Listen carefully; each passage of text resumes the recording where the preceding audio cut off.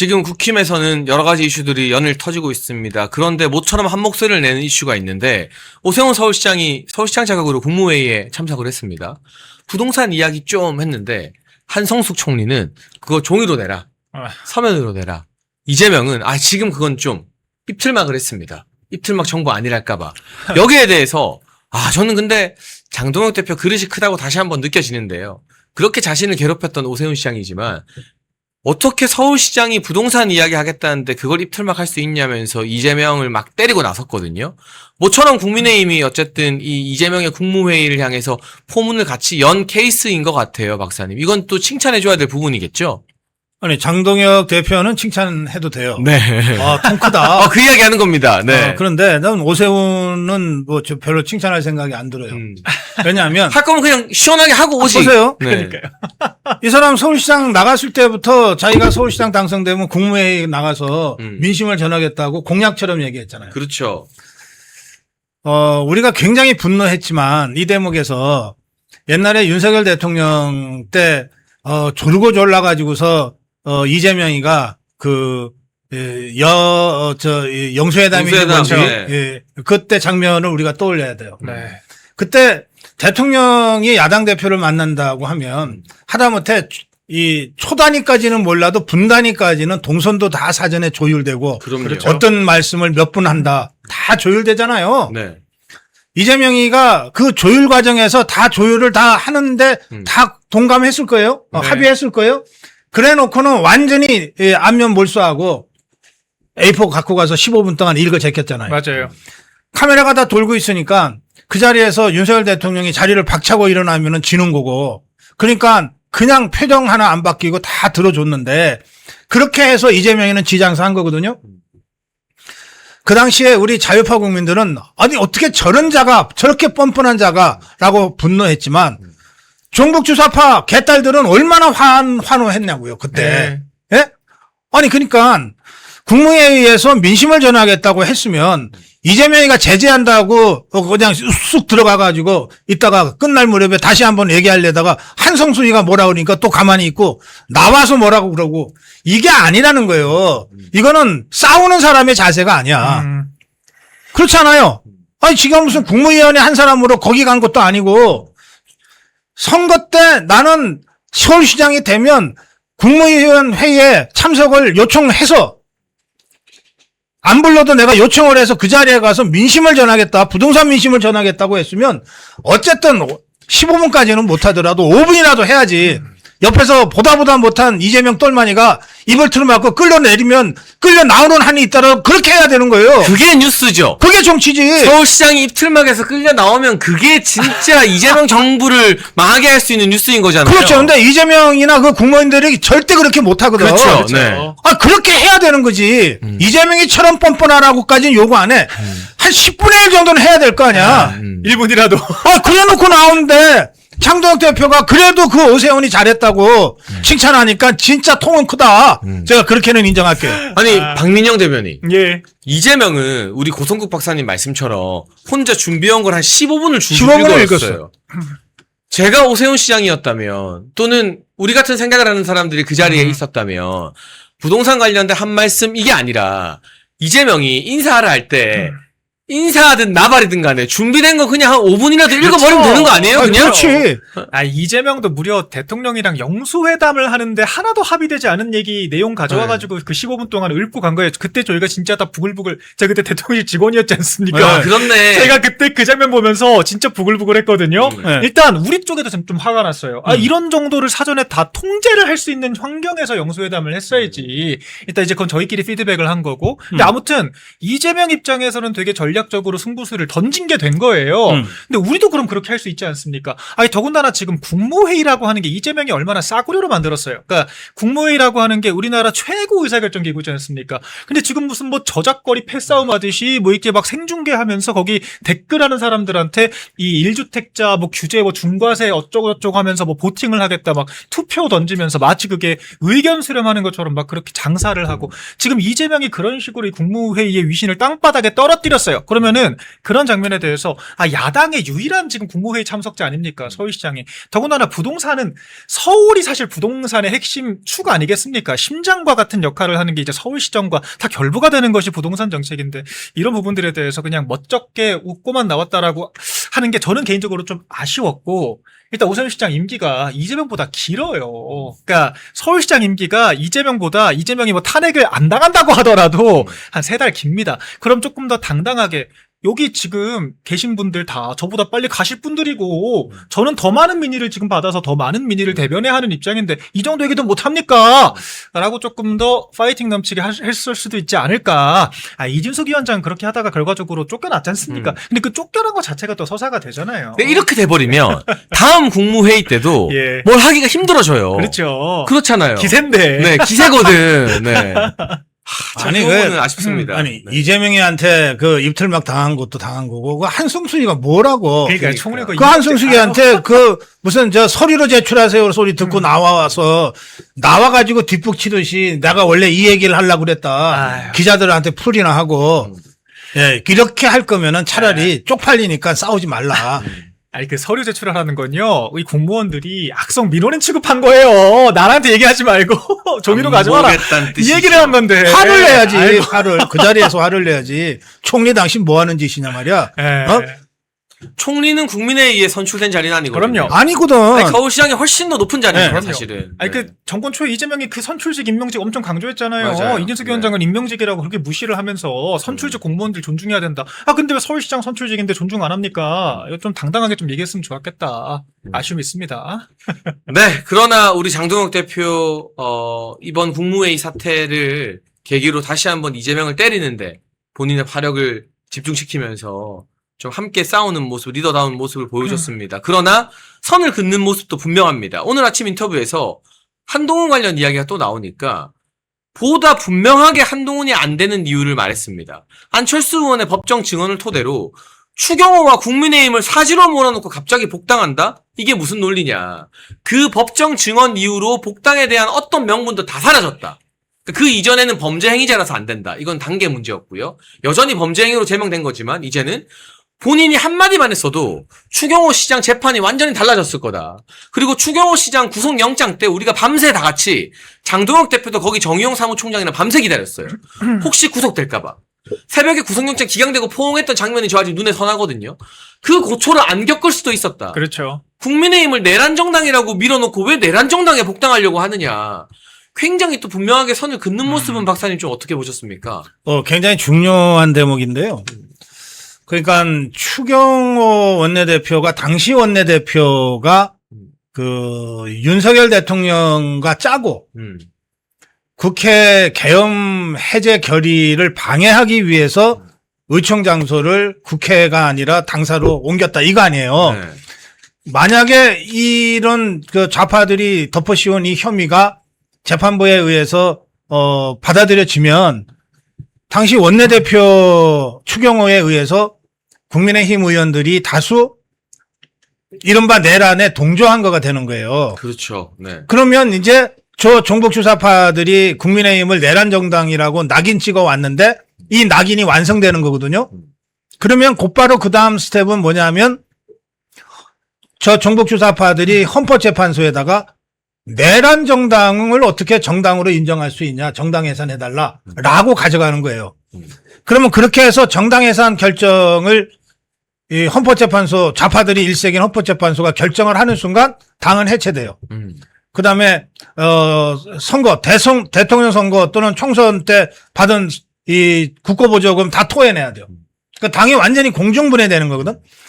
한동훈이가 추경호를 그렇게 내란에 이른바 내란에 동조했다고 밀어 버리는 이유는 이렇게 해서 국민의힘을 완전히 공중분해시키고 그리고 지가 이걸 먹으려고. 남아있는 이 폐허가 돼버린 보수를 지 중심으로 재건하겠다는 거예요. 그러니까 한동훈의 보수 재건 주장 있잖아요. 네. 이거는 이런 것들을 다 사전에 염두에 두고 한 얘기예요. 그냥 정치적인 수사로 보수 재건 한 게 아니에요. 한동훈이가 치밀하게 이런 시나리오를 다 짜놓고 추경호만 잡으면은 국민의힘 해체로 간다. 그러면 나밖에 더 있냐? 이런 아주 음흉한 공작적 구도 속에서 이 보수재건 얘기를 한 거거든요. 그러니까 장도영 대표는 바로 그 점을 지적한 겁니다. 그 점을 지적하면서 안철수 의원의 진술이 그래서 중요하다. 그런데 이자가 복당을 한다는 게 말이 되냐? 이렇게 비판을 한 거기 때문에 사실은 한동훈 세력과의 전면전을 오늘 선포한 겁니다. 아, 근데 저는 좀 무서운 게, 아니, 예를 들면, 제가 박민영이랑 사이가 안 좋다고 해도, 박민영이 감옥 가면 저는 인간이니까 마음이 되게 불편하고 찝찝하고 할 것 같거든요. 그렇죠. 한솥밥을 먹었던 처지기 때문에. 여러분 사이 안 좋다는 거 아닙니다. 비유입니다. 네, 비유. 네, 오해하지 마세요. 네. 그게 좀 인지상정이잖아요, 박사님. 아까 둘이 말다툼 하는 것 같아. 아닙니다. 이렇게 또 소문이. 그러니까. 안 되겠다. 제가 박민영 TV 한번 나가야겠다. 좋습니다. 아니에요, 여러분. 네. 둘이가 사이가 너무 좋아요. 예. 아니, 근데, 한동훈이는, 그 윤석열 대통령님과 김건희 여사 그렇게 막역했는데, 자기가 사실은 감옥으로 몰아넣은 걸로 모자라서, 예. 추경호 의원, 원내대표로 호흡을 맞췄는데, 뭐, 견제하고 사사건건 트집이 있었다고 해도, 그 사람이 구속영장 청구까지 돼서, 구속영장은 발부되기 전에 거의 만 하루를 구치소에 들어갔다 나와요. 검사 다 받고 그것만으로도 정치인들은 견딜 수 없는 충격과 치욕이래요. 아유. 영장이 결국 기각돼도요. 근데 그 꼴을 보면서도 저 이야기를 안 하고 있었다는 거잖아요. 그러니까요. 그냥 차라리 구속되라. 내란 정당 되라. 이게 자기한테 더 나으니까. 이해돼요 이게? 인간적으로 정치를 떠나서? 저는 한동훈은 정말 우리 주현철 대변인이 참 속 시원하게 한번 내지르셨죠. 사이코다.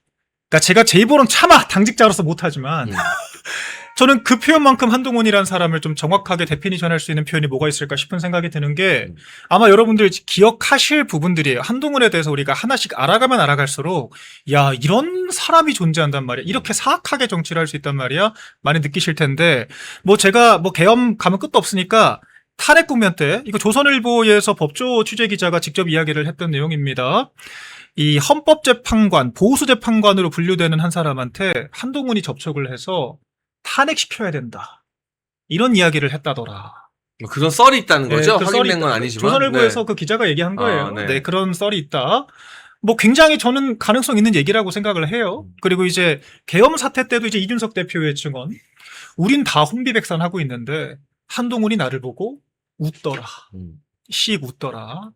그리고 사실 작년 한 이맘때쯤이었을 거예요. 그때 우리가 그 대통령 선거까지 패배하고 정말 정당의 선이니 뭐니 궁지에 몰려 있을 때 그때 한동훈이 기자들 진짜 많이 만나고 다녔거든요. 한동훈 만났던 기자들이 전해주는 얘기가 한동훈이 약간 진짜 좀 뭐라 그래 혼잣말처럼 어차피 국민의힘은 해산될 거니까 그런 식의 이야기를 하고 다닌다. 근데 이런 소문들이요 여러 사람들의 전언을 통해서 지금 계속 종합적으로 나오고 있는데 한동훈 씨는요, 그냥 본인이 주인공이 되기 위해서, 본인이 주인이 되기 위해서 무슨 짓이든 할 수 있는 그 잔머리 굴리는 거를 들키는 줄도 모르고 뭐든 다 할 수 있는 정말 사악한 정치를 한다. 저는 그렇게 생각을 합니다. 우리가 이런 전원까지 갈 것도 없이요.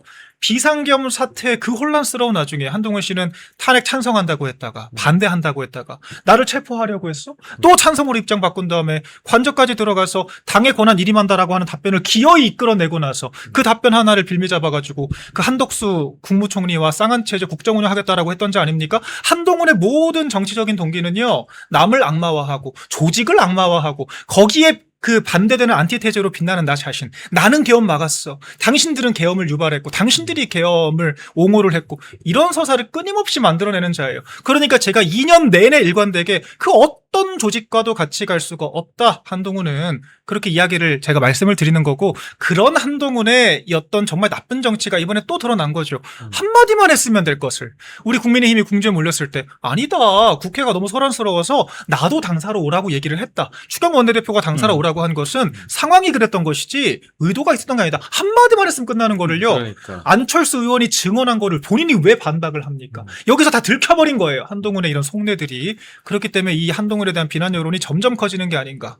그러니까 그 한마디를 안 해서 참 나쁜 사람이다. 이런 접근은 저는 좀 안 했으면 좋겠어요. 뭐냐면 이거는 한동훈이의 이른바 대권 전략에 그 들어가 있는 전략이라는 거예요. 일부였다. 네. 예. 전략의 일부였고 그래서 오랫동안 준비되어 온 거다. 그러니까 한동훈이가 보수 재건을 위해서 뭐 국감에 출마한다고 하고 지금도 여전히 보수 재건 얘기하잖아요. 그러니까 이 한동훈이 얘기하는 보수 재건이 무엇이었는지가 이제 그 실체가 드러난 거예요. 아까 말씀드린 대로 국민의힘을 내란 정당으로 몰아가지고 해체시켜버리고 폐허 위에 한동훈 당을 새로 세우는 것이 한동훈이 얘기해온 보수 재건의 골격이었던 거예요. 근데 이게 처음이 아니에요. 보세요. 박근혜 대통령 탄핵 직후에 김무성이하고 유승민이가 당시 자유한국당을 장악하려고 했어요. 당권과 원내대표를. 근데 실패했어. 그러니까 튀어나가서 탈당한 거거든요. 튀어나가서 탈당을 하고 나서도 끊임없이 당시 자유한국당을 공중분해시키려고 했어요. 그리고 지것들이 보수의 중심이 되려고 했어요. 말하자면 요즘 한동훈식으로 하면은 김무성이하고 유승민이가 보수 재건을 하려고 했던 거예요. 그러니까 똑같은 전략을 한동훈이가 지금 답습하고 있어요. 그래서 이거는 그냥 야 사람이 어떻게 그렇게 나쁜라고 차원으로 접근하면 안 되고 이 한동훈 세력의 이 국민의힘 해체 공작 그리고 그걸 기반으로 한 이른바 한동훈의 보수 재건 전략의 그 사악함 그리고 이 한동훈 똘마니들이 이걸 모르고 한동훈이를 쫓아다닐 리가 없어요. 이 구도를 한동훈이한테 설명 듣고 그럴듯하다고 느껴서 그러면 결국은 없어질 국민의힘에 내가 충성할 일이 뭐 있냐. 어차피 장동혁이도 없어질 국민의힘의 당대표니까 저 사람 공천권 없어. 앞으로 그런 방식으로 보수 재건되면 한동훈이가 다시 총선 공천해 2년 후에 그러면 우리는 한동훈이한테 줄 서야지. 이러고 쫓아다니는 한동훈 똘마니들의 정치적 판단이다 이거에 예, 그런 방식으로 저는 이 문제를 봐야 된다고 말씀드리는 거예요. 조금만 첨언드리고 싶은 게 말씀하세요. 저는 진짜 약간 소름이 최근에 끼쳤던 게 뭐냐면요. 뉴미디어가 없는 시대에서 재래식 미디어만 소비해야 되는 입장에서 저렇게 한동훈 기사를 한동훈의 프레임 유리하게 한동훈 중심으로 계속 주입을 하는 보도만 국민들이 인식을 했다면 어땠을까?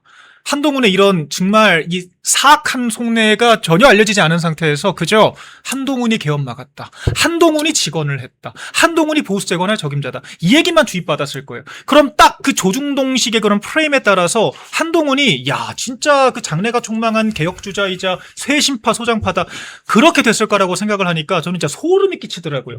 언론들도 지금 공범입니다. 언론들도 지금 아실 거예요. 한동훈이 어떤 자인지 모를 수가 없습니다. 그런데도 이렇게까지 지금 옹호를 한다라고 하는 건 결과적으로 기득권을 공유한다라고 하는 것밖에 안 되는 거예요. 그래서 오늘 아침에 굉장히 중요한 메시지가 안철수 의원으로부터 나왔는데 그 언론과 방송국을 돌아다니는 친한계 패널들 여의도 레카라고 표현을 하면서 그 여의도 레카들이 오만때만데 사람들 쑤시고 욕하고 다니는 거에 한이 생겨서 한동훈이 망한다. 너 창당하는 거 좋은데 그러면 그 여의도 레카 친한계 패널들 이름이 떠오르죠. 신지호, 김종혁, 윤희석, 박상수 몇 명 떠오릅니다. 그런 사람들 정리해야 된다라고 이건 굉장히 애정어리고 값진 조언을 해준 것 같거든요. 그게 우리 박민영 대변인이 말한 방송 언론의 문제와도 좀 직통돼 있는 거 아닙니까? 아니 진짜 오죽하면요. 최근에 홍준표 시장이 오랜만에 방송 나오셨더라고요. 네. 대놓고 뭐 좋은 편의 앵커 한 명은 뭐 대놓고 한동훈 대변인 같이 아니냐. 밀어주더만. 네. 그러니까 저는 참 그 친한동훈계 방송들 보면요. 김종혁 씨나 이런 분들 말하는 거 보면 그냥 맞는 게 하나도 없습니다. 그러니까 적중률 0%인 거는 정무감 없는 건 둘째치고 뭐만 하면 기승전 한동훈 한비어 첨가만 외치고 맨날 말 같지도 않은 가짜뉴스. 민주당은 뭐 해당 행위 징계 안 하는데 왜 우리 당만 민주당이 더 적극적으로 징계하는데 하여튼 사실관계 하나도 안 맞는 내용을 자기들 마음대로 뿌리고 다니는데 저는 이게 앵커들이 야 저렇게 헛소리 하는 거 보면서 현타 안 오나 싶었는데 현타를 느끼기는커녕 같이 동조를 하고 있다는 거예요. 그러니까 이런 부분들에 대해서 근데 예. 그 안철수 의원이 모르는 게 하나 있어. 저것들이 여의도 레카는 맞는데 예. 여의도 레카의 오너가 한동훈이라는 걸 몰라. 아니 저것들이 한동훈이가 키워서 여의도 레카가 됐지. 네. 그렇죠. 저것들이 자생력이 뭐가 있어요? 그렇죠. 그러니까 한동훈만 파는 거겠죠. 그러니까 씨알도 안 먹힐 한동훈 얘기만 이리저리 그 말장난치면서 하고 다니는데 야 저런 싸구려 평론 진짜 소음공해 수준의 이야기를 듣겠다고 우리가 전파 낭비하고 있나? 저는 그런 생각이 드는데 저렇게 아무런 정보 가치가 없는 뉴스들만 틀어대는 저 재래식 미디어들은 자기네들이 그러니까 지금 입지가 추락하고 있다라고 하는 자기 객관화가 좀 필요한 시점 아닌가 싶어요. 네, 멸콩TV에서 신제품 환신 나이가라 2+1 특별 한의를 진행 중입니다. 50년 전통의 신화제약에서 회사의 명예를 걸고 자신 있게 만들었습니다. 면역력 강화, 혈액순환 개선, 피로 개선, 기억력 개선, 항산화에 도움을 주는 식약처 인정 건강기능식품입니다. 특히 밤에 주무시다가 화장실 문제로 불편을 겪는 분들에게 추천드립니다. 멸콩TV와 함께하는 환신 나이가라, 많은 문의와 사랑을 부탁드립니다. 한동훈의 복당 물거품 되니까 이제는 뭐 가처분 이야기도 나오고 신당 창당 이야기도 나오는데 이게 어떤 꿍꿍이인지, 안철수 의원에게 저격당한 여의도 레카들이 어제 오늘은 무슨 이야기를 하고 다니는지 한번 면밀히 분석해서 낱낱이 털어보겠습니다. 한동훈 복당 명분이 없다는 장동혁 대표에게 싸움을 걸어서 연명하고 싶은 것이라고 하는데, 장동혁 대표는 굳이 지금 한동훈을 상대할 이유가 없거든요. 한동훈의 천적으로 안철수 의원이 딱 등장하지 않았습니까? 근데 이제 그 안철수 의원 발언에 대해서 기자들이 질문을 하자 세상 싸가지 없게 그럼 안철수 의원이 창당한다는 말인가요? 이러면서 그분이 뭐라 하든 제가 신경 쓸 필요 없죠? 라는 식으로 딱 안족거렸다고 하는데, 이게 바로 한동훈의 한계인 것 같아요. 모두를 적으로 돌리는 거. 안철수도 적으로 돌려, 이준석도 적으로 돌려, 이제는 오세훈도 적으로 돌릴 거라라는 말이 있는데, 이렇게 복당 가능성이 점점 더 줄어들자 이런 이야기가 나옵니다. 가처분할 수 있다. 가처분을 원래 안 했었는데 가처분하면 배현진, 김종혁처럼 가처분해서 자기가 이겨서 징계가 취소되지 않겠느냐라는 말을 여의도 레카, 안철수 의원이 지목한 여의도 레카 중 한 사람이 신지호가 이야기하고 다닌답니다. 근데 박상규 위원님, 가처분 못한 건 다 이유가 있잖아요. 그렇죠. 이번 안철수 의원의 이 일종의 진실 폭로죠. 그러니까 이것이 사실은 굉장히 지금 큰 파장을 일으키고 있습니다. 왜냐하면 법정에서 위증의 벌을 받겠다고 하고 선서를 한 내용이에요.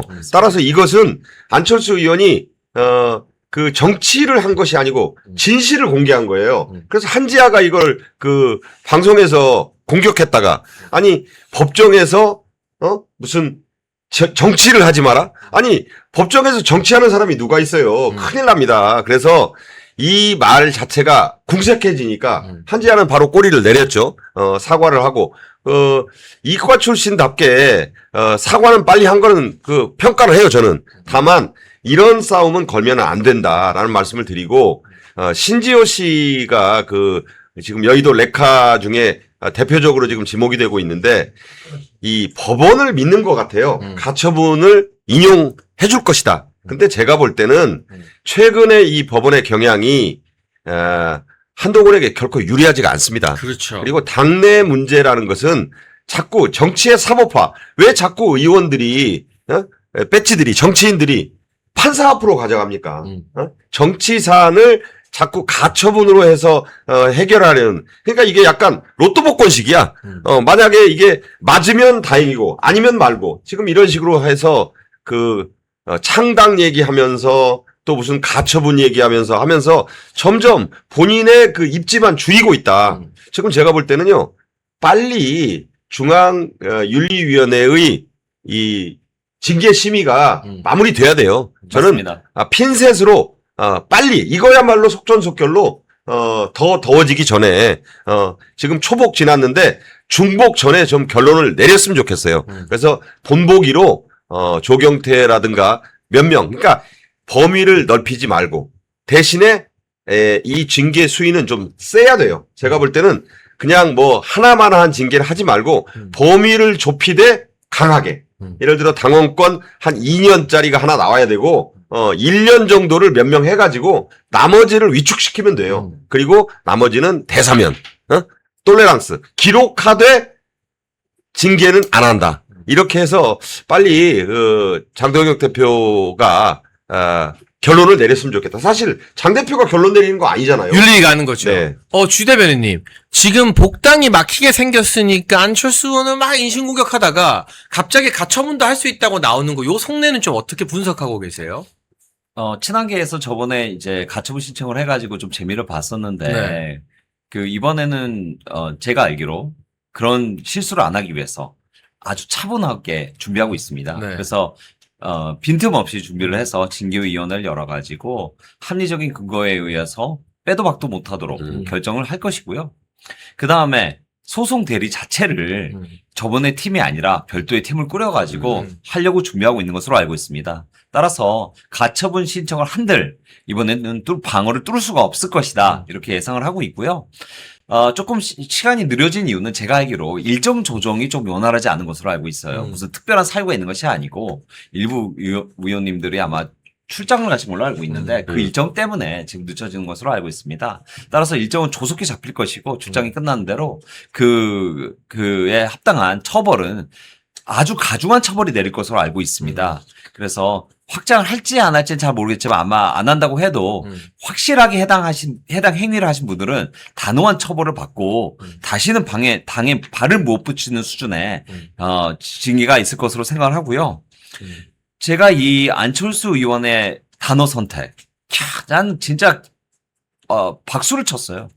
여의도 레카. 여의도 레카. 야, 안철수 의원 머리에서 안 나온 것 같아. 아니, 원래 유행하는 말이긴 한데 네. 안철수 의원이 이번에 더 유명하게 만들었죠. 그 말을. 그러니까 안철수 의원이 쓰니까 뭔가 새로운 단어 같은데, 저는 아주 기발했다 이렇게 생각이 들고요. 그래서 그 레카들이 단체로 발작하더라고요.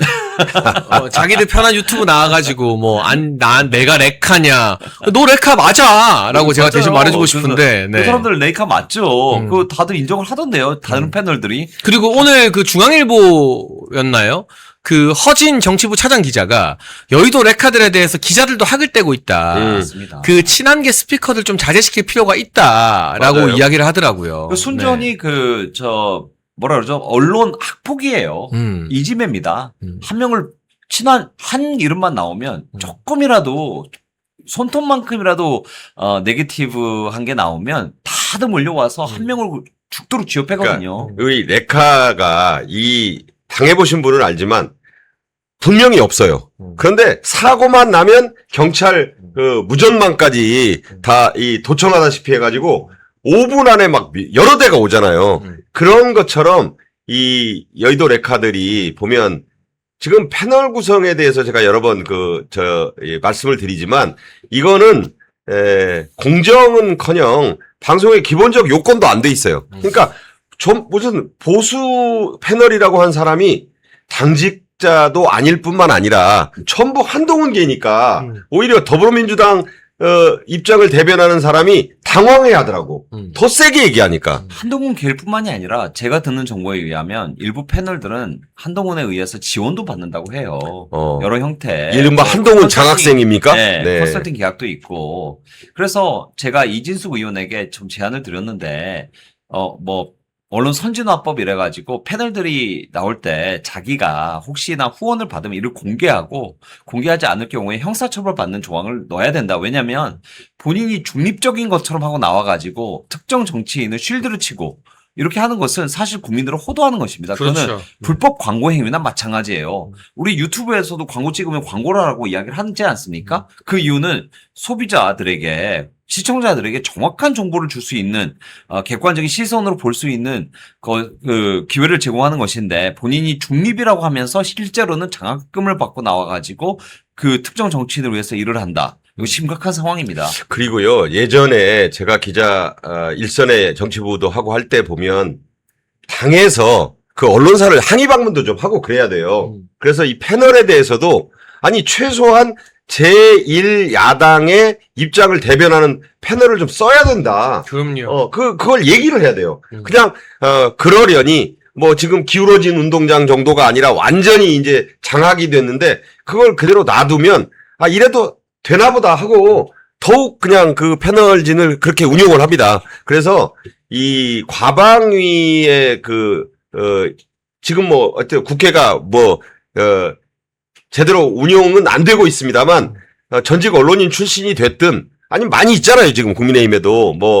언론인 출신도 있고. 김장겸 의원도 있고. 김장겸, 서울신문 출신의, 박대출 의원도 있고, 신동욱 최고위원 같은 경우는, 본인이 방송 앵커를, 데스크를 오래 했잖아요. 맞아요. 많이 있습니다. 또 이진숙, 김태규, 이런 분들이 한번 단체로 최소한, 이 언론사마다 좀 가서, 좀 항의를 제대로 해야 돼요. 저는 이번에 만약에 상임위가 열리게 되면 국정감사에 조중동 언론 사주하고 편집국장들 일단 불러가지고 질의해야 된다고 생각합니다. 당연하죠. 왜 친한게만 쓰느냐 너희들은. 모두 불러가지고 한번 이 사태를 낱낱이 파악을 해서 언론의 편향된 성향 다 알고 있어요. 우리 당원들도 다 알고 너무 답답해 하는데 이렇게 언론을 진짜 무슨 동네 제가 뭐 노인정 뭐 할머니들이 수다만 보다 못하게 운영한다고 이야기를 합니다. 왜냐면 너무 편향되게 운영하고 계시기 때문에 국정감사 조사 사항이다 이렇게 말씀드리겠습니다. 옛날에 네. 김현미라는 그 문재인 정권 때 국토부 장관 있었잖아요. 네, 네. 그 김현미 씨가 원래 뭐 하던 사람이냐면 그 당에서 그 새정치국민회의 때부터 거슬러 올라가는데 야당의 그 이 멘트 길이 그때 당시에 DJ의 어떤 그 방송 인터뷰 길이를 초로 쟀어요. 그래가지고 리포트를 만들어가지고 정확히 근거를 만들어가가지고 왜 저쪽 당대표에 비해서 이 초수가 이렇게 적냐. 이 근거를 가지고 들이대가지고 그걸 언론사에서 꼼짝 못하게 만든 적이 있습니다. 그러니까 이 언론에 대한 항의도 그냥 가서 그 주장만 하면 안 돼요. 이건 다 좀 정밀하게 작업을 해가지고 이건 좀 너무하지 않느냐. 그래서 이 패널진에 대해서 그냥 방치하면 이게 그냥 그대로 갑니다. 그냥 뭐 그 흔히 하는 말로 어지럼병이 질환병 된다는 그런 호남 사투리도 그 방언이 있는데 지금 어지럼병이잖아요, 이게. 이거 방치하면 안 돼요. 빨리 적극적으로 좀 이 문제를 좀 의원들이 나서야 된다. 저는 그렇게 생각합니다. 그러니까 주현철 대변인님 말씀 일리가 있네요. 국감에 불러서 따져야 된다. 왜 현직 정당 지도부의 입장을 대변하는 인사들이 아니라 반지도부 인사들을 집중적으로 출연시키는가? 이게 과연 공평한 태도인가에 대해서 종편 방송사에게 책임을 물을 필요가 있고요. 일부 언론인들은 더 나갑니다. 안철수 의원이 차라리 그 여의도 레카 안에 이 언론인들도 포함을 시켰고 홍준표 대구시장 같은 경우는 전 대구시장 같은 경우는 차라리 한동훈 대변인을 하는 게 나을 종편 앵커도 있다고 했잖아요. 맞아요. 몇 명 떠올라요. 중앙일보의 강땡땡, 채널A의 김땡, 문화일보의 이땡땡. 제가 누군지 말 안 해도 여러분 다 아실 겁니다. 이런 사람들은 월급은 회사에서 받아 먹으면서 일은 한동훈 일을 다 하는 게 과연 언론인 윤리상 맞는 건가 하는 생각이 들 정도거든요. 그러니까 김땡땡은 최근에 김효은 대변인을 출연시켜서 본인 이미지를 좀 물타려고 하는 것 같던데 네. 요즘 뭐 책 쓰고 뭐 어디 그 사인회하고 아주 그냥 연예인이 됐어요. 정치하려는 것 같아요. 그렇죠? 제가 볼 때는 그거 다 좋은데 제발 공정한 척은 좀 안 했으면 좋겠다. 맞습니다. 제가 저 후배라서 정말 더 이상은 얘기하지 않겠지만 제발 좀 그런 거 안 해야 돼요. 오죽하면 홍준표 전 대구시장이 그런 그렇게 말을 할 말까지, 정도니까. 홍준표 대구시장이 웬만해서 그렇게까지 말을 안 합니다. 그런데 그 방송인들이나 앵커 길들이는 데는 아주 탁월했어요. 옛날에 그 SBS 앵커도 면전에서 당신 누구 입장 대변하잖아 해가지고 라이브 도중에 그 말을 해가지고 그 앵커가 아주 진땀을 흘렸던 기록이 있는데 좀 그렇게 당당하게 기자나 앵커라고 쫄지 말아야 돼요. 제가 지금 말씀을 좀 드립니다. 특히 조선 같은 경우에는 우리 보수 대통령 두 분을 탄핵시킨 그 원흉이 있기 때문에 우리는 그걸 명백히 기억해야 합니다. 또한 그뿐만이 아니고 지금 현재 우리 당대표도 흔드는 것은 조선일보입니다. 김대중 칼럼 보지 않으셨습니까? 제가 김대중 칼럼에 대해서 이제 반격하는 논설을 썼었는데요. 김대중 칼럼 등 모든 사설인들이 붙어가지고 장동혁 지도부가 무너지기를 고사를 지내고 있습니다. 이게 도대체 말이나 되는 행태입니까? 이거는 보수 언론사가 아닙니다. 제가 그래서 이들을 좌파 언론사라고 부르고 있는 것이고 만약에 이재명 정권이 언론 탄압으로 조선과 동아 문 닫아라 그러면 국힘은 절대 도와주면 안 됩니다. 그냥 문 닫게 내버려 두시고 그 힘이 뉴미디어로 건너올 수 있도록 차라리 도와주십시오. 중앙일보 워크아웃에 대해서도 제가 그 말씀을 드리고 싶은데 네. 이 회사는 그냥 놔둬야 돼요. 그걸 맞습니다. 왜 워크아웃을 알게 모르게 지금 지원해서 지금 원래대로 자본시장의 논리대로라면 중앙일보하고 JTBC는 문을 닫는 게 맞습니다. 그래서 제가 듣고 있는 정보에 의하면 좀 나중에 제가 기회가 있을 때 조만간에 한번 정리해 드릴 수도 있는데 물론 이제 근무하면은 조사한다고 해요. 뭐냐면은 파산하기 전 파산 신청하기 전에 상당히 많은 그 수천억을 채권을 발행을 했거든요. 홈플러스하고 똑같은 행태를 한 것입니다. 그러니까 사기 채권을 발행한 것이죠. 파산할 걸 알면서 다른 사람들에게 자기들의 부채를 떠넘긴 것입니다. 명백한 기망 아니에요? 사기죠. 사기일 뿐만이 아니고 이거는 배임, 횡령 뭐 등등이 다 될 텐데 그리고 제가 듣는 정보에 의하면 좀 확인을 해봐야겠습니다만 그 돈을 일부 자금 세탁을 하고 있다는 정보가 들려오고 있어요. 제가 그래서 이 사채 시장에 지금 채권이 돌아다니고 있다. JTBC에 할인해서. 아, 그래서 그래요? 현금화시키 네, 듣고 있습니다. 그건 정말 큰 뉴스인데. 네, 그거를 제가 좀 확인을 해가지고 언제 한번 정리를 한번 해서 말씀을 드리겠습니다. JTBC는 회생할 수 없을 만큼 대단히 큰 부채를 갖고 있습니다. 자산의 한 7, 8배는 될 거예요. 이런 정도의 수준에 있는 회사는 부채가 7, 8배가 되기 때문에 이런 정도에 있는 회사는 역대 회생을 한 경우가 없습니다. 원래는 언론사 불패 신화 자체가 없어져야 돼요.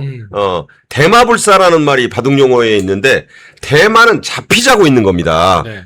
무슨 특히 만약에 이 언론사가 이재명 정권의 입장에서 우군이라고 판단이 안 됐다면 냉혹한 논리에 의해서 정리가 돼야 되는 건데 이렇게까지 워크아웃을 당국이 밀어주는 듯한 워크아웃을 하는 걸 보면 도저히 이해할 수가 없다. 그래서 저희가 이 JTBC의 채권단 협의회에 있는 채권자들 그 여러 회사들이 있을 것입니다. 그 사람들도 나중에 국정감사할 때 불러가지고 혹시나 금융이나 금감원의 압박이 있었는지를 면밀히 우리가 확인해서 혹시나 왜냐면 이게 금융위하고 금감원이 가끔 압박을 하거든요. 좀 동의해줘라 75%. 왜냐면 여기 다 증권사하고 은행권이기 때문에 항상 금융위와 금감원의 감시 감독하에 있습니다. 그래서 금융위 과장의 전화 한 통 혹은 사무관의 전화 이게 굉장히 압박으로 다가오거든요. 그 요청을 들어주지 않으면 자기들의 인생이 아주 피곤해져요.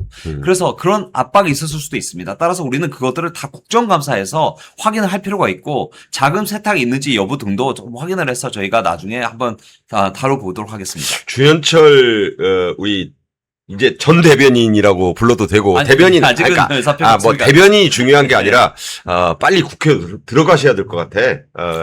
할 일이 굉장히 많을 것 같아요. 과방이 들어가면 정말 날카롭게 언론과 방송의 일방적인 문제 등을 잘 지적할 것 같은데요. 저 이야기 나눈 사이에 먹탐소님, 유피님, 김태원님, 투유님 각각 응원의 댓글들 남겨주셨습니다. 특히 투유님은 광주 사는 청년 보수다라고 하셨는데 여기서 노력하는 사람들 국힘이 또 밀어줘야 된다. 그렇죠.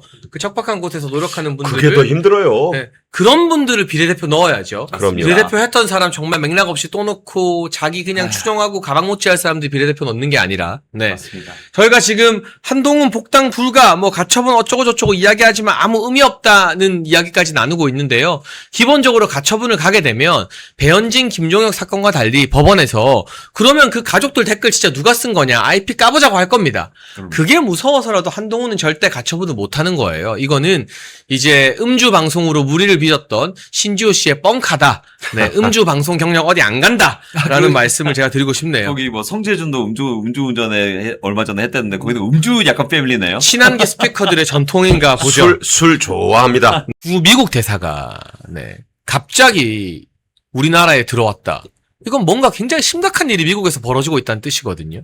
네, 저도 찾아보니까 상당히 이례적인 네. 그런 일이다. 보통은 이런 일이 없어요. 그렇죠. 밑에 이제 보좌진들도 다 있고 소통할 수 있는 게 이메일 보내면 되는 거지. 굳이 왜 물리적으로 한국에 와서 이 NSC에 호출이 되어야 되느냐. 그래서 저는 감히 생각하건대 지금 사실 쿠팡도 그렇고 온풀법도 그렇고 미국 국무부에서 와서 한국 정부에 여러 차례 우려를 직접 와서 표한 적이 있었어요. 그죠?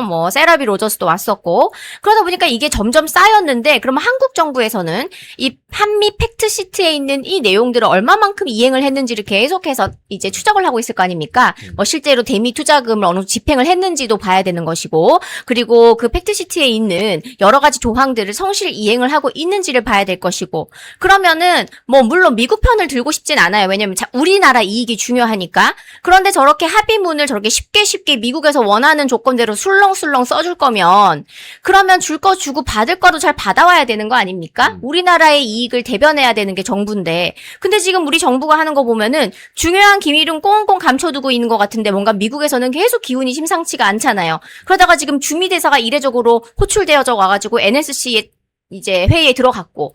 그렇다면 도대체 이게 안보의 문제인가?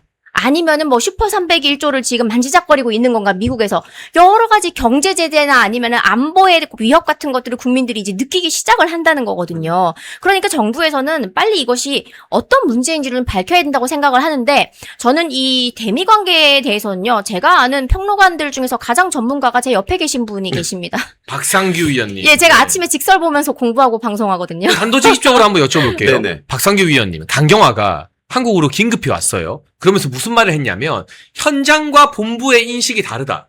현장의 인식을 전달하려고 한다. 그거는 본인이 워싱턴에 가보면서 느껴보니까 미국 정부가 이 이재명 정부를 대하는 태도가 상상 이상으로 싸늘하고 쿠팡 문제부터 시작해서 정말 위기니까 그 이야기하러 온 거잖아요. 그렇죠. 이거 굉장히 심각한 한미 관계 파탄의 증거 아니겠습니까? 그렇습니다. 본인이 이렇게 얘기했다 그래요. 그 보도된 바가 있고 또 기자들에게 외교부에 제일 먼저 들어갔다가 뭐 외교부 소속이니까 조현 외교부 장관에게 보고하고 나오다가 기자들을 만났는데 그때 나온 얘기. 지금 한미 관계는 굉장히 녹록치가 않다. 직접 워딩이 그래요. 그 녹록치 않은데 굉장히 녹록치가 않다. 굉장히 그러니까 녹록치. 최대한 순화해서 말한 게 이 정도니까 지금 한마디로 자기가 컨트롤할 수 있는 그 수위를 넘었다는 거예요. 그러니까 본국에다가 볼멘 소리를 했겠고 나보고 다 어떻게 하란 말이냐. 뭐 이재명이 그랬잖아요. 국무회의하고 그 보고에서 충분히 좀 설명을 해라. 그런데 충분히 설명할 여건을 안 만들어주고 외교 라인만 지금 쉽게 말하자면 조지고 있으니 네. 강경화도 깝깝하고 지금 조현도 깝깝하니까 야 이거 이러다가 우리가 다 나중에 덤태기 쓰겠다. 그래서 강경화 보고 빨리 들어오라 그런 거예요. 그래서 지금 무슨 말이 나오고 있냐면 한계 상황이다. 한미 관계가. 임계점을 넘었다. 데드라인도 넘었다. 자, 이런 표현들이 지금 직접적으로 나왔어요. 한미동맹 76년 역사에 처음 있는 일이 지금 벌어지고 있습니다. 쿠팡 문제뿐만 아니라 지금 제가 볼 때는 한미 관계는 거의 파탄 지경이다. 그런데 이재명은 계속 뭐라 그러냐면 아니 그 쿠팡 그 다른 기업하고 그 같이 이렇게 처벌한 건데 그거에 대해서 왜 표적을 삼았다고 하느냐라고 얘기해서 오히려 미국 보고 들으란 듯이 우리 국내법하고 절차에 따라서 한 거야. 그런데 왜 왈가왈부 하느냐고 간접적으로 미국을 또 깠어요. 지금 이번에 미국 하원 법사위에 그 35페이지짜리 보고서가 나왔는데 거기에서 이재명 정권을 엄청 깠습니다.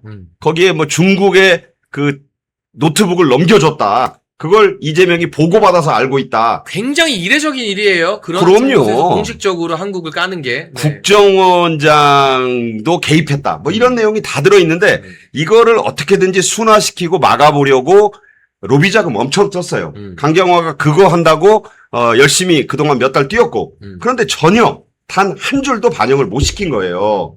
그런 상황에서 이제 조금 있으면 미셸 스틸 지금 주한 미국 대사가 들어오지 않습니까? 네. 지금 아마 다음 주에도 들어올 수가 있어요. 사실 강경화가 그 생각해 보시면 신임장을 제정받을 때 굉장히 홀대를 받았어요. 그 이미 아그레망을 받고 한 석 달쯤 대기를 하게 만들었는데 한참 기다렸죠. 네. 그리고도 또 무슨 제3세계 국가들 한 40국인가 50국하고 한꺼번에 합동으로 받았어요. 거기 껴가지고 그러니까 미국에서 대놓고 수모를 준 거예요. 맞아요. 그런 식으로 이미 이 소위 동맹국의 대사를 그 정도로 대접하는 것도 아주 이례적이고 맞아요. 강경화 자신이 좌파적 행보를 하니까 미국에서 그때 왜 이재명 작년에 그 워싱턴 갔을 때 트럼프 대통령 그 잠깐 만나고 그때도 그 문전박대까지는 아니어도 그때 그냥 합의도 못하고 나왔지 않습니까? 그 배웅도 못 받았어요. 맞아요. 그리고 나서 밤에 트럼프 대통령이 그 워싱턴 시내에서 워싱턴 DC에서 주최한 그 공식 만찬에도 안 가고 그때 강경화가 과거에 그 심은경이라는 한국 이름 가진 그 좌파 대사 그 전직 대사 그 사람하고 좌파 인사들하고 만나서 따로 밥을 먹었어요. 그러니까 강경화 대사에 대한 미국의 조야의 인식은 바닥 수준입니다. 그런 사람이 로비를 하니까 이게 전혀 시쳇말로 어렵죠. 씨알이 안 막힌 네. 것이고 지금 한미 관계는 대단히 위기다. 왜냐하면 어제 NSC에 통일부 정동영, 국방부 안규백, 공정거래위원장, 산업부 장관, 재경부 장관이 다 참석을 했어요. NSC에 공정거래위원장이 나올 일은 사실은 없어요. 그렇죠. 근데 왜 NSC에 공정거래위원장이 왔느냐? 쿠팡 문제 때문이에요. 이 지금 미국에서 왜 화가 났느냐? 알리하고 테무 이런 그 기업에 대해서도 정보 유출 사고가 있었는데 그때 과징금과 이번에 쿠팡이 이재명 정권으로부터 받은 과징금이 6,270 몇억 원인가 그래요. 이 액수가 비슷한 오히려 좀 더 정보 유출 사고의 규모가 컸던 심각했던 티빙 우리나라 회사 아닙니까? CJ E&M 계열의 50배. 그러니까 중국 과징금보다도 턱없이 많고 같은 한국 기업보다도 50배를 많은 과징금을 물려놓고는 우리 법에 따라서 한 거니까 달게 받아라. 지금 이게 미국에서는 완전히 시체말로 지금 열받아가지고 지금 한국이 추진하고 있는 한국형 원자력 잠수함, 그 다음에 핵연료 재처리 권한을 확대하는 문제. 그렇죠. 이런 거 전부 줄줄이 지금, 올스톱 됐습니다. 저는 그리고 최근에 지금 나오고 있는 얘기는 지금 한국이 이재명 정권이 미국에 줘야 될 돈이 3,500억 달러예요. 잘 아시지만 이재명이 작년 8월 그리고 작년 11월에 2번에 걸쳐 약속한 액수 한 푼도 안 갔어요. 지금 1,500은 마스 가고 2,000억은 10달러 쪼개서 200억 달러씩 주기로 했지 않습니까? 상반기 중에 못 준다고 몇 달 전에 얘기했는데 진짜 상반기 중에 집행 안 됐어요. 안 됐죠. 그런데 하반기에도 줄 가능성이 없어요. 그러니까 미국의 입장에서는 그 약속도 안 지키지. 지금 이런 식으로 쿠팡은 이 미국 기업이니까 좀 차별대우 하지 말라고 약속까지 했는데 그것도 어기지. 제가 볼 때는 강경화가 미국 분위기를 어제 NSC에서 전달한 걸로 아는데 전혀 안 먹혔을 것 같다는 얘기예요. 왜냐하면 거기에 이제 소위 자주파들, 그러니까 이종석이라든가 국정원장, 통일부 장관 정동영 등이 목소리가 더 커요. 따라서 위성락, 조현, 그리고 이제 강경화도 어제 있어서 보고를 했는데 미국 상황이 아마 보고됐다고 합니다. 아주 심각하다. 굉장히 녹록치 않다. 그런데 이재명 기조가 이미 나와 있잖아요. 그거 왜 난리야. 그냥 우리 법에 따라서 한 건데, 미국이 그런다고 우리가 따라가야 돼? 지금 이런 분위기거든요. 제가 볼 때 한미 관계는 지금 파탄 직전이라고 봅니다. 이 쿠팡 문제가 생각보다 간단치 않다라고 그 강경화가 인정을 할 정도거든요. 그러니까 강경화는 아시겠지만 미국 가서 팔짱 끼고 문재인 정부 때 막 이랬던 걸로 풍자봤던 맞아요. 사람입니다. 근데 본인도 어쨌든 대사로 가 있는데 완전 찬밥 신세니까 이거 심각하다. 근데 지금 문제는 뭔지 아세요? 강경화가 와서 뭔가 말을 전해도 이재명이 몰라요. 못 알아들어. 이재명이 엊그제 무슨 말을 했냐면 왜 특정 기업이 자기들만 불합리한 대우받느냐고 착각하는지 모르겠다. 그러니까. 그게 쿠팡을 겨냥한 거거든요. 그러니까 표적이 됐는데 왜 그 표적이 된다고 불만을 토로하냐. 니네 받을 과징금을 받은 거야. 그러니까 약간 미국에서 볼 때는 6,700억 때려놓고 그게 받을 걸 받은 거다? 그러니까 저희가 지금 쿠팡 편을 들고 싶은 게 아니에요. 저희는 특정 기업 편을 이유가 없습니다. 전 쿠팡으로부터 1원 한 장 로비 받은 게 없어요. 쿠팡 사람이랑 태어나서 밥 한 번 먹은 적 없어요. 그 흔한 대관들이 밥 사주고 돌아다니고 하지만. 근데 이걸 왜 지적하느냐.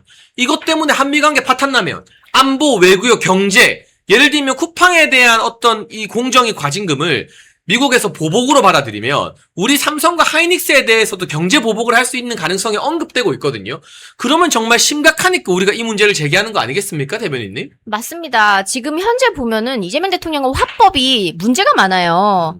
지금 정확한 수치를 가지고 미국에서는 하원 법사위에서도 이 현안을 가지고 엄청나게 빌드업을 했었어요. NSC 회의에 주병기 공정거래위원장이 왔다라고 기사에 나왔다는데 저는 이분 불러놓고 무슨 얘기를 듣고 싶은 건지 모르겠어요. 물론 공정거래위원장이니까 갔겠다, 경제 이슈겠다, 이렇게 이야기할 수 있는데, 이분이 어떤 분이냐, 미 하원 법사위 히어링에서 데럴 아이사 의원이라고 미국 공화당 의원이 있습니다. 그분이 이따시만한 이 판넬 가지고 와가지고 열변을 토해요. 이런 사람이 지금 공정거래위원장이야! 이렇게 미국말로 그렇죠. 합니다. 영어로. 근데 그 뒤에 판넬에 뭐가 쓰여 있냐면은 주병기 공정거래위원장이 예전에 반미 활동하면서 쓴 칼럼 있습니다. 미 정부를 욕하는 그걸 갖다가 이만큼 이제 판넬 만들어가지고 비토를 놓고 있는데 이런 사람 지금 불러가지고 미국이랑 무슨 관계를 복원을 하겠다는 건지 오히려 의도적으로 그러면 한미 이 문제를 마찰을 더 키워서 반미 운동을 벌이려고 하는 것이 아닌가라는 그런 좀 불안감이 있어요. 왜냐하면 이 정도까지 사태가 커지고 미국에서도 쿠팡에 때려진 이 과징금을 우리나라의 뭐 SK라든지 아니면은 뭐 테무 알리라든지 중국 기업인지 여러 기업들과의 사례를 비교를 할 거 아닙니까? 그런데 과징금이 너무 큰 거예요. 그러니까 수치를 가지고 따지는 겁니다. 그리고 그 외에도 팩트시트 내용이 이행이 안 됐기 때문에 다 지금 쌓여가지고 빌드업이 이미 돼 있는 상태인데 이거를 해결할 생각은 안 하고 지금 대통령 입에서 착각하는 사람들이 있는데라고 합니다. 그러니까. 그럼 미국이 착각하고 있는 겁니까? 이 그래. 착각이라고 하는 단어가 이미 지금 백악관에 들어갔을 거라고 저는 생각을 합니다. 더 화나죠. 그렇죠. 그러니까 지금 NSC를 열었는데 보통 사안 같으면 이재명이 주재를 해야 되는데 아래 것들 시킨 거예요. 특히 위성락이 동맹파인데 위성락 보고 네가 알아서 수습해. 그러면서 본인은 언론에다 대고 레거시 언론에다 대고 쿠팡이 그 우리 국내 법과 절차에 따라서 받아야 될 과징금을 받은 거야. 니네가 근데 왜 표적이 됐다 그러냐? 우리는 니네를 표적으로 삼은 적이 없어. 이런 식으로 얘기하는 거거든요. 근데 미국 조야의 인식은 그 보고서 이전에 소위하고 청문회가 히어링이 2번 더 있었어요. 그때 나온 얘기가 정치적 마녀 사냥을 하고 있다. 폴리티컬 위치헌트란 말이 나왔습니다. 맞아요. 위쳐는 이 마녀 사냥이라는 건 여러분 뭐 종교에 관심이 있는 분은 알지만 그 유명한 스페인에서 벌어졌던 그 1세기가 넘는 마녀 사냥. 그냥 아무나 찍어가지고 마녀야 이러면 사형하고. 화형시키고 완전히 그냥 그 집안을 도륙내고 그런 거였잖아요. 이런 표현을 동맹국에 대해서 쓴다? 이건 있을 수 없는 거예요. 그러니까 사실 그 표현이 나왔을 때 저는 이 한미 관계는 끝장이 났구나. 미국 의회에서 이재명 정권에 대해서 니네가 왜 우리 미국 기업을 상대로 그 쿠팡을 많은 분들이 좀 착각하고 있는데 한국 기업 아니에요. 그 알리나 테무하고 똑같은 외국 기업입니다. 미국은 이 회사를 자신들의 기술 기업이라고 부르잖아요. 테크 기업으로 부르는데 우리만 아니 쿠팡은 김범석이라고 그 한국 이름 가진 사람이 주인이고 여기서 장사해서 돈 버는 한국 기업 아니야? 근데 한국 기업에 대해서 왜 저렇게 미국이 난리야? 이렇게 생각하게끔 좌파들이 지금 만들어 놓은 거예요. 그러니까 사실은 이 구글이나 메타 같은 그런 기업입니다. 쿠팡은. 그리고 현재 이 미국 중앙은행 총재 그 사람이 쿠팡 주식 수백만 주 갖고 수백만 달러치 갖고 있었고 김범석 의장과 아주 절친이에요. 이런 것들을 면밀하게 미리미리 잘 로비를 했어야 돼요. 그 로비에 지금 완전 실패해가지고 그 강경화 같은 사람을 내세우니 그 로비가 될 리도 없었고요. 지금 이 문제는 강경화 말 맞다나 굉장히 녹록치가 않습니다. 그런데 어제 NSC에 정동영과 안규백이 참석한 것으로 볼 때는 아마 위성락이나 조현이나 강경화 같은 소위 한미동맹파들이 이기지 못했을 거예요. 분명히 이재명식 결론, 우리 잘못한 거 없다, 당당하게 나가라. 이런 결론이 나지 않았을까 저는 생각합니다. 근데 그렇게 됐을 때 지금 미국이 이란 문제에 아직까지 천착하고 있어서 다행이지 관심을 돌려서 자 이란 문제 해결됐으니까 관세협정 중간에서 파기된 국가들 투자받기로 한 국가들 한번 신경 써볼까? 트럼프 대통령이 자기의 어떤 소셜 미디어에 한 줄 글만 올려도 이재명은 벌벌 떨면서 기반이 무너질 텐데 무슨 배짱으로 이런지 저는 합리적으로 좀 이해가 안 되거든요. 이해되세요? 일단 아직까지는 중국이 건재하다라고 생각하고 중국 편에 서고 있는 것이 아닌가라는 생각이 듭니다. 일단 가깝기는 중국이 더 가깝기 때문에 그렇다라는 생각이 드는데 저는 이 트럼프 대통령의 모든 이 전략은 중국으로 가는 길로 향하고 있다고 봅니다. 그렇기 때문에 베네수엘라도 마두로 아웃 그리고 같이 이제 뭐 옆에 있던 쿠바도 어려워졌고 뭐 불도 안 들어오고 지금 그렇지 않습니까? 그리고 지금 이란도 거의 뭐 망하기 일보 직전이잖아요. 그러고 나면 말씀하신 대로 그 다음 타겟이 어느 나라가 될까 하고 생각해 보면은 가장 설마 했던 네가 나를 떠나버렸어 이런 나라들 되지 않겠습니까? 그렇게 치면 우리나라가 1순위인 거예요. 그리고 약속을 합의문으로 써놓고도 이행하지 않는 나라? 그러면 우리나라가 더 이제 될 가능성이 높아요. 솔직히 말이라도 예쁘게 했으면 다카이치 사나이처럼 일본처럼 안 지켜도 말이라도 예쁘게 하고 우리 병력 얼마 보내줄까 막 이런 식으로 척이라도 했으면 프랑스 같은 경우에는 이란전 있을 때요. 이 샤를드골 항공모함을 갖다가 그냥 잠수함이었나요? 그 배를 갖다가 그냥 보냈거든요. 그 근처까지 보냈죠. 근데 근처까지 보냈어요. 오래 천천히 갔겠죠. 시동 끄고 가고 막 이렇게 했겠죠. 하지만 가는 척이라도 했는데 지금 이재명 정부에서는 친미적인 행보를 단 하나도 지금 한 게 없어요. 금관 선물해준 거 말고 뭐 딱히 없어요. 그 그러니까 금관은 오히려 부장품이에요. 네. 신라 왕이 죽었을 때 넣어준 거라고. 그 미국에서도 그거 안다 그러던데. 네, 그게 아마 밈으로 엄청 많이 돌면서 노킹스 시위랑 같이 한국에서 트럼프 제대로 매기네 이렇게 많이 돌았었거든요. 그러니까요. 네. 그러니까 외교적으로는 빵점인 행보를 계속 하고 있기 때문에 좀 우리나라가 정말 많이 위험하다라는 그런 생각이 드는데 오늘 새벽에 많은 분들께서 그 VOA 코리아나 그런 이제 채널 통해 가지고 트럼프 대통령의 연설을 아마 보셨을 거예요. 근데 이 연설에서도 알 수 있다시피 미국 같은 경우에는 이 이란 전쟁이 조금 장기화되고 있기 때문에 이것을 이제 공공의 적을 다시 한번 상기시킴으로써 공화당 지지 세력을 모으는 그런 메시지를 전달을 하고 있어요. 그러면은 한국 입장에서는 이건 솔직히 더 안 좋은 그런 상황이다라고 지금 생각을 해야 되거든요. 30초 광고 볼 동안 한 분도 빠짐없이 3,000분 모두 다 좋아요 눌러주시기 부탁드립니다. 네, 멸콩TV에서 신제품 환신 나이가라 2+1 특별 할인을 진행 중입니다. 50년 전통의 신화제약에서 회사의 명예를 걸고 자신있게 만들었습니다.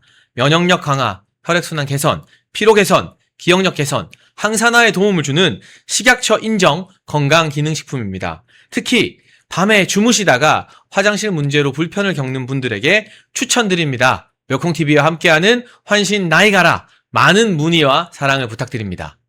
이기도 하지만 미국에서는 그 미국 동부 시각 밤 9시에 굉장히 이례적인 시간대에 트럼프 미국 대통령이 대국민 연설을 했습니다. 내용을 아시는 분도 아시겠지만 중국의 그 부정선거에 관한 내용을 그러니까요. 아주 강도 높게 비판했어요.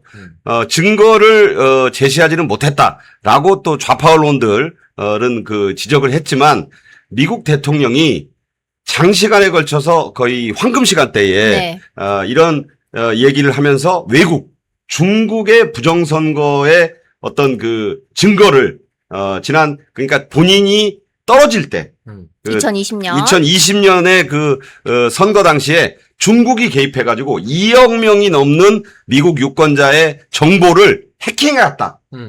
이 얘기는 그냥 할 수 있는 얘기가 아니에요. 미국 대통령이 증거 없이 라이브로 그것도 지금 G2라고 불리는 중국을 상대로 니네가 우리 선거에 노골적으로 개입을 해서 사실상 2억 명이라면은 미국 유권자 전부의 자료를 빼내갔다는 것입니다. 그걸 가지고 구체적으로 뭐 바이든 대통령을 당선시켰다라는 거기에까지는 주장이 이르지 못했지만 중국의 부정선거 개입설을 말한 거예요. 지금 사실 이 민주당 쪽에서는 미국 민주당, 트럼프가 지금 11월 그 중간선거에서 적어도 하원을 잃을 것 같으니까, 이런 식으로 미리 그 부정선거론을 띄워서 판을 흔든 거다. 이런 지적을 하는데 저는 그렇게 안 봐요. 왜냐하면 이 중국 개입설에 대해서 그동안 여러 가지 얘기가 나왔는데 미국 대통령이 대국민 연설을 통해서 이것도 밤 9시에 미국 시간 동부 시간 밤 9시는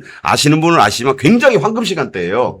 그 시간에 거의 전 세계를 상대로 이 얘기를 했기 때문에 앞으로 이 부정선거 문제는 특히 중국을 타겟으로 한 미국의 부정선거 이 공격은 두고두고 많은 영향을 미칠 거다. 거기에 지금 러시아도 나오고 이 제3세계의 개입 얘기가 나왔어요. 물론 한국이 언급되지는 않았습니다만 이 전반적인 분위기로 볼 때 중국의 부정선거 개입이라는 그 공통적 단어가 나왔다는 점에서 이 대단히 심각한 연설이 오늘 있었습니다. 그러니까 상식적으로 여러분, 저는 음모론이나 이런 거 되게 싫어하는 사람이거든요.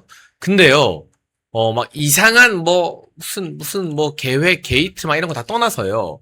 중국이 미국 선거에도 개입을 하고, 호주에도 중국 스파이들이 대거 발견되는데, 바로 가장 가까운 북한과 특히 군사적으로 맞대고 있고 우리 사드에 중국이 발작을 하는데 미군의 사드에 그런 대한민국에 중국이 호시탐탐 스파이들을 안 보내고 선거에 개입을 안 하려고 믿으면 그게 더 순진하고 여기가 텅텅 빈 거 아니에요? 네, 그 정도면 안 믿고 싶다로 우리가 받아들여야 되는 그러니까 겁니다. 이거는 어떤 것이 있는지 구체적으로 우리가 밝혀내야 되는 부분이지만 왜 그 윤석열 정부 때 굉장히 커다란 중식당 하나 한강에서 운영되던 송파구에. 예, 그게 뭐 중국 스파이 기지였다 뭐 이런 것도 밝혀내고 막 했었잖아요. 맞아요. 이게 한국에만 유독 중국이 스파이를 안 보내고 선거 개입을 안 한다? 그걸 믿으면 저는 그거 믿는 사람이 더 이상하다고 봐요. 맞습니다. 지리적으로나 경제적으로나 취할 수 있는 이 이익이 더 큰 게 사실 우리나라입니다. 왜냐면 가깝기 때문에 이렇게 스파이 심기도 편하고 바로 옆에 인접해 있기도 하고.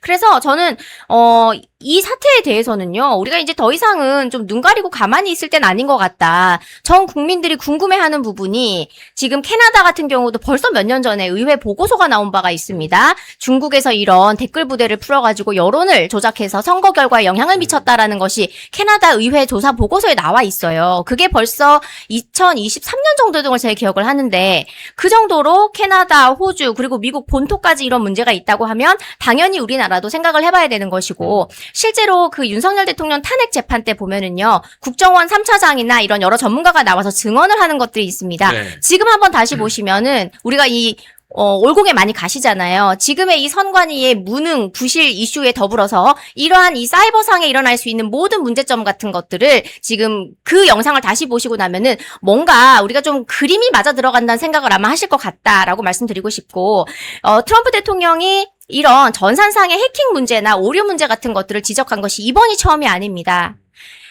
대통령 당선이 되고 나서 바로 처음으로 했던 것이 USAID라고 해가지고 원조해주는 그 기구를 탈탈 털고 셧다운을 했어요. 그래서 그 보이스 오브 아메리카 VOA 코리아 사이트가 셧다운이 되셨어요. 근데 제가 그걸 기억을 하는 게 사실은 제가 그 VOA 코리아에서 인물 다큐를 제 거를 찍어 갔었습니다. 제가 교육부에 있을 그랬어요? 때. 네, 이틀 동안 저를 이제 현장 취재를 하면서 미니 다큐를 찍었었는데 그게 올라가기 4시간 전에 보좌관님 못 올라갈 것 같아요. 저희 실직했어요. 그래서 셧다운이 됩니다. 아직도 그게 안 풀려 있는데 그때 왜 셧다운을 했느냐라고 물어봤더니 이 트럼프 대통령이 일론 머스크하고 해서 이 정부 기관들에서 돈을 얼마만큼 막 쓰고 있는지, 얼마나 이 전산상의 비리나 오류가 있는지를 싹 다 스캔을 했잖아요. 그때 살아있다고는 도저히 믿기 힘든 가짜 아이디로 이런 부정수급을 해간 사람이 2천만 명이다. 와, 그중에는 2천만 명. 네, 저도 너무 놀라서 수치를 다시 몇 번이고 읽었어요. 2천만 명이라고 했습니다. 그때 보면 400살짜리도 있고요. 막 150살짜리 있고 막 이렇습니다. 400살. 네. 네, 그거 무슨 트럼프 어딩이에요. 삼천갑자 동방사기인가요? 그러니까요. 지난번 부정선거 토론회 때 나왔잖아요. 와. 이 400살. 네네. 100살 넘은 예. 사람들. 그러니까 네. 참. 우리나라에서도 아마 한 분인가? 또 뭐 100, 그때 90 몇 살이었나요? 한 분이 100살 있었잖아요. 넘은 사람도 있었죠. 네네, 유권자 중에 있다. 이분 아직 살아계시나 이런 얘기 나오는 것처럼 미국에서 2천만 명이나 그렇게 된다고 합니다. 근데 저는 미국이 참 신기한 게 아무리 나라가 크고 그래도 그렇지 2천만 명이 부정수급, 내세금을 그냥 야곱야곱 누군가가 제3자가 털어갔다? 상당히 화날 법도 한데 이게 수면 위로 폭스뉴스나 저스트뉴스나 뉴스맥스 말고는 막 올라오지를 않아요. 저기 나오네요. 우리나라도 197세 할머니. 그죠? 맞아요. 197세. 김 대변인의 말에 그 팩트 체크를 해주시네요. 아우, 역시, 예, 감사합니다. 그래서 이런 모든 것들이 꼭 미국의 문제만이 아니라 트럼프 대통령의 워딩에서 이게 나왔고, 트럼프 대통령이 그 얘기 합니다. CIA에도 협조를 받았고, 그리고 신뢰할 수 있는 이런 정보기관들이 똘똘 뭉쳐가지고 지금 만들어낸 보고서이고, 백악관 홈페이지에 들어가면 누구나 열람할 수 있다라고 자료를 공개해 놓습니다. 그래서 저도 이제 오늘 올공 갔다가 저녁에 이거를 살펴볼 참인데, 이게 비록 미국만의 문제이긴 하지만, 뭐 미국에서 우리를 도와준다 저는 그렇게 생각하지는 않아요. 우리 주권은 우리가 찾아야 되는 거기 때문에 하지만 미국의 사례를 연구할 필요는 있다고 생각을 하는 그런 측면에서 지금 이런 말씀을 드린 거고요. 우리도 긴장해야 된다고 저는 생각을 합니다. 그러니까 생각해 보시면 이 동방명주 사건 때도 그랬고 그 전에 과거에는 이제 신화사라고 한자로 쓰고 요새는 신화통신이라고 하는데 신화통신은 사실 그 기자들이 그 기자가 아니에요. 사실상 전부 중국의 기관원들인 것입니다. 네. 그래서 우리가 리포터다, 뭐 저널리스트다 이렇게 보면 안 되는 조직이거든요. 그다음에 여러분이 뭐 각 대학에 조직돼 있던 공자학원 이건 뭐 말할 것도 없는 거고 모스탄 교수가 몇 달 전에 한국에 왔을 때도 한국에서 그 경찰이 이 수사를 하지 않았습니까? 네. 그때도 서울경찰청 사이버 수사대가 수사를 했고 정성호가 고발도 하고 수사 의뢰도 했어요. 그런데 막상 처벌은 안 했어요. 그러니까 입을 틀어 막겠다는 거죠. 그게 법도 없이 입틀막을 한 것이죠. 그러고 이번에도 이 6.3 지방선거 국면에 그 모스탄 교수가 왔을 때 또 같은 식으로 또 뭐 소환을 한다, 공항에 와가지고 그 소환장을 주고 안 오니까 출국 금지시키고. 그런데 결국 나중에 보면 나가는 데는 그냥 선거 끝나니까 유야무야. 그러니까 경찰이 이렇게 노골적으로 그 중국과 관련되거나 부정선거를 감시하러 오는 미국 인사를 대놓고 압박하지 않았습니까? 네, 네. 그러니까 그때도 나온 얘기가 아니 왜 사이버 수사대가 수사를 하지? 그게 뭐냐면 그 이재명의 그 안동댐 관련된 사건에 관한 그 폭로를 했다는 이유였잖아요. 네. 두 번째로 이제 경찰이 소환을 하겠다고 했던 것은 다시 한번 말하지만 그거는 미국의 워싱턴 내셔널 프레스 클럽에서 한 연설이기 때문에 이 속지주의에 의하면 한국에는 수사권이 없는 것이에요. 그런데 모스탄 교수가 보기 싫으니까 한국에 왔을 때 작년에 미국에서 한 발언을 가지고 수사를 하겠다? 이 자체가 넌센스였다는 거. 그래서 이 부정선거라든가 중국이라는 그 단어만 나오면 이재명 정권이 아주 발작적 반응을 합니다. 이 점을 우리가 이번에 잘 봐야 될 거고 오늘 있었던 그 트럼프 미국 대통령의 이 부정선거 관련 기자회견의 내용은 한번 공부 차원에서도 내용을 한번 좀 뜯어보시는 것이 한국 관련 언급은 없어요. 분명히 말씀드리는데. 그렇죠. 하지만 중국이 이런 짓까지 해왔구나. 저는 깜짝 놀랐어요. 2억 명 넘는 미국 유권자의 모든 정보를 중국이 입수해갔다. 그게요. 단순히 그냥 해킹만 해서는 안 돼요. 그렇죠. 정보를 샀습니다. 일부 주에서는 그 엄청난 그 사람들을 고용해가지고 돈을 주고 샀다는 얘기까지 있으니까 이거는 단순히 어떤 민간인들 몇 명이 할 수 있는 일이 아니고 중국 정부의 조직적 개입이 있지 않고는 불가능한 일이다. 트럼프 대통령도 그 점을 지적한 것입니다. 네. 아마도 트럼프 대통령의 이번 발언이 사실은 올림픽 공원에 모여있는 우리 청년과 시민들에게도 굉장히 많은 희망과 역시 중국이 저러는데 우리나라만 예외일 수가 있겠느냐라는 확신을 주는 계기가 되지 않을까 싶기도 합니다. 네. 그게 또 오늘 올림픽 공원에 더 많은 청년들이 시민들이 모이는 동력이 될 것 같은데요. 저희 현재 이 어려운 금요일 더군다나 공휴일 오후 시간에 5,000명이 넘어가고 있거든요. 드디어 넘겼어요. 5,000명을. 대기업 방송 대기업 방송 종료됐어요. 네. 우리가 같이 맞짱 떠가지고 5,000명 넘어야 되는데. 네, 아닙니다. 여러분, 중소기업은 낙수효과를 사랑합니다. 네. 여러분, 5,000분 모두 다 한 분도 빠짐없이 좋아요 눌러주시면 다시 보기 조회수는 저희가 월화수목도 이길 수 있거든요.